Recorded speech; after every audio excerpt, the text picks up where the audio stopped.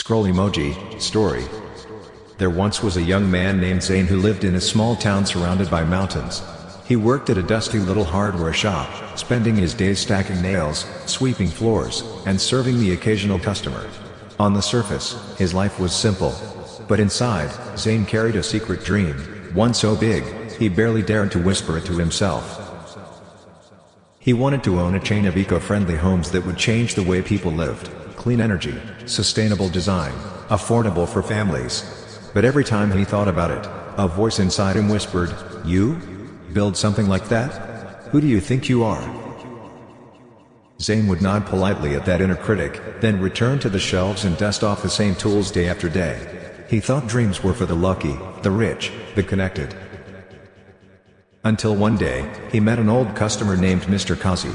The man had white hair, twinkling eyes, and always wore a green scarf. Zane noticed that whenever Mr. Kazi entered the store, people around him seemed lighter, like he carried sunshine in his coat pocket. One slow afternoon, Mr. Kazi asked Zane, "What do you really want to do with your life?" Zane hesitated, then laughed nervously. "I guess I want to build something that matters. A business that makes life better for people. But that's just a dream." Mr. Kazi smiled gently. "Do you know about the law of attraction?" Zane shook his head. "The law of attraction," Kazi began, "is the idea that whatever you focus on with intention and emotion, you attract. Thoughts are energy. What you hold in your mind and heart shapes your world." Zane frowned. "You mean just think positive, and things happen?" Mr. Kazi chuckled. "It's more than that. You must believe it, see it, feel it, live as if it's already true. Act like someone who already owns that dream. Speak with the certainty of someone walking toward it. The universe listens when your heart aligns with your vision." That night, Zane couldn't sleep. His mind kept circling back to the idea. The next morning, something inside him had shifted. He started small. He created a vision board, pictures of eco-homes, families smiling, blueprints, trees. He looked at it every morning. He wrote a journal, not about his current life, but his future self. "I'm grateful for the beautiful homes I'm building. I'm proud of the team I'm working with. I'm so excited to help families live greener, happier lives." He began learning, reading about architecture, sustainability, and business. Every day, he visualized his dream like it had already happened. He spoke differently too. When friends asked how work was going, he'd say, "I'm preparing for something big. I'm training myself for the future I want." They thought he was crazy. But the universe doesn't reward logic. It rewards belief. One day, a new customer came into the shop. She was an architect from the city, passing through town. Zane helped her find a few items, and they began to chat. He told her, not shyly, not nervously, but with deep conviction, about his dream. She listened quietly, then smiled. "I'm actually looking for someone with passion like that. We're starting a sustainable housing project near here. Want to come meet my team?" That was the moment everything changed. Zane joined the project. He worked harder than he ever had. In time, he built his own team, his own ideas, and finally, his own company. Within 5 years, his homes were changing lives across the country. At the opening ceremony of his 100th home, someone asked, "How did you do it? How did a guy from a hardware shop build all this?" Zane smiled and looked up at the sky. "I didn't chase success," he said. "I became someone success couldn't ignore. I lived in the future before it arrived, and the universe caught up." In the heart of a busy city, there lived a young woman named Aaliyah. She worked as a receptionist in a law firm, answering phones, organizing files, making coffee. Her days were routine, her dreams tucked quietly beneath her polite smile. But Aaliyah had a secret passion. She wanted to be a best-selling author. Ever since she was a little girl, she had written stories in the margins of her school notebooks. Her mind was filled with characters, worlds, and emotions waiting to be shared. But life was loud. Bills had to be paid. And no one around her seemed to believe that writing could ever be a real job. She wrote in secret, late at night, under her blanket with a lamp clipped to her headboard. She filled notebook after notebook with unfinished novels. But every time she thought of submitting her work or publishing, doubt crept in. Who would read this? You're just a receptionist. Be realistic. Then one night, while scrolling through videos, she stumbled on something that would change her life, a short clip about the law of attraction. A soft voice said, "You don't manifest what you want. You manifest what you believe." Those words pierced something deep inside her. Aaliyah decided to try something new. Instead of focusing on what she lacked, time, money, connections, she focused on what she already had, a gift, a voice, a vision, and now, a belief. Every morning before work, she'd sit on her bed, close her eyes, and feel the joy of receiving an email from a publisher. She imagined holding her book in her hands, walking into a bookstore and seeing her name on the shelf. She felt the gratitude before it ever arrived. She started saying affirmations aloud. I am a successful author. My words change lives. I'm grateful for the success that's already mine. She didn't just think it, she felt it. Even when no one else believed, she believed for herself. But here's the truth, nothing happened for months. No agent. No publishing offer. No magic signs. Still, Aaliyah held the vision. She kept writing. She kept believing. She walked through the world like someone whose dream was on its way, not lost. Then one rainy evening, her phone buzzed. It was a message from a stranger. A blogger had found her self-published ebook online. They loved it. They shared it with their audience. Within 48 hours, thousands of people had downloaded her story. Aaliyah cried on the floor of her apartment, not because of the numbers, but because she knew. This was the breakthrough she had already felt months ago. Publishers started reaching out. Bookstores called. A year later, she stood on a stage in front of hundreds, accepting an award for her novel, the same story she wrote in silence, believing no one would ever care. When asked how she did it, she smiled and said, I believed before it made sense. I believed even when nothing showed up. And I didn't beg for the dream, I became the kind of person it couldn't ignore. There was a man named Ryan who once ran marathons, climbed mountains, and laughed so loud it made people turn around and smile. He lived a full, vibrant life, until one day, everything changed. He was diagnosed with a rare autoimmune disorder. His muscles weakened. His energy disappeared. His body, once strong and agile, felt like it was falling apart piece by piece. Doctors told him he would have to live with it, maybe forever. He tried everything. Medications, diets, therapies. Some helped. Most didn't. He grew weaker. And the worst part wasn't the physical pain.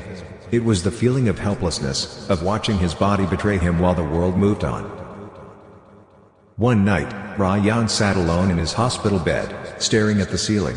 He whispered a question into the silence. Is this how it ends? Then he remembered a book someone once gave him, You Can Heal Your Life by Louise Hay. He had tossed it aside years ago. That night, he asked a nurse to bring it.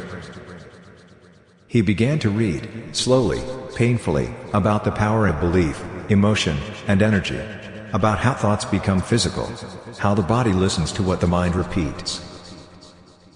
Ryan decided to experiment. Every morning, he repeated one sentence over and over, with as much emotion as he could find. I am healing. I am healthy. I am whole. He wrote it, spoke it, visualized it. Even when his body was screaming otherwise, he whispered those words. He imagined himself walking again, running, laughing. He would close his eyes and feel the sun on his face, the wind in his hair, the strength in his legs, even though they could barely support him. The nurses thought he was delusional. But something strange began to happen. He started to sleep better. He smiled more. His appetite returned. His blood work improved. And slowly, day by day, he started to move again. He combined his mental focus with small, consistent action, stretches, breathing, gratitude journaling. He didn't force healing. He invited it. Months passed. One morning, during his routine walk with a cane, he paused. He let go of the cane, and stood.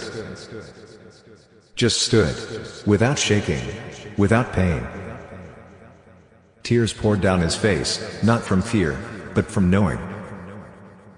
He whispered, "Thank you," not to the hospital, not to the doctors, but to his mind for never giving up on his body. 1 year later, he was running again. Not marathons, not yet, but across a field with his nephews, laughing like the wind. When asked how he did it, Ryan simply said, "I healed myself in my mind first. The body just followed." Meet Sarah, a kind, gentle soul who gave her heart too easily and waited too long for people who didn't stay. She was the one who always loved more. The one who stayed up texting encouragement to others when no one ever asked how she was doing. The one who believed in fairy tales but kept ending up in heartbreaks. After her last breakup, something inside her shattered. She sat on her apartment floor, phone in her hand, staring at a message that said, "It's not you, it's me." And for once, she agreed, it was him. But it was also her. Not because she wasn't good enough, but because she was attracting love from a place of lack, not abundance. That night, she searched something on YouTube. Why do I always attract the wrong people? She stumbled on a video about the law of attraction in relationships. A voice said, "You don't attract what you want. You attract what you are." That hit her like a wave. Sarah realized she had been trying to get love, instead of becoming the kind of person who naturally attracts it. So she stopped chasing. She stopped settling. She stopped asking why no one loved her, and started asking, "Do I love myself?" She made a radical choice. No dating for 6 months. No begging for crumbs. Just healing, rebuilding, aligning. Every morning, she looked into the mirror and said, "I am love. I am worthy. I am attracting someone who sees me, respects me, and grows with me." She started journaling, not about what she was missing, but about the man she was calling in. She wrote letters to her future partner as if he was already in her life. "Thank you for the way you speak to me with kindness. Thank you for choosing me every day. I feel so safe in your arms."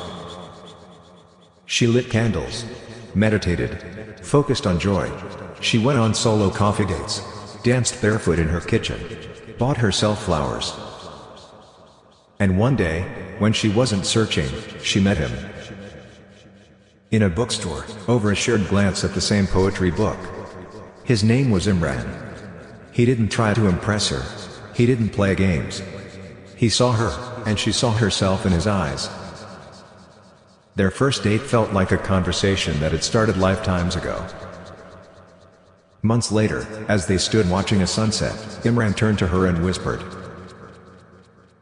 "I don't know why, but the moment I met you, I felt like I'd been waiting for you." Sarah smiled, tears in her eyes.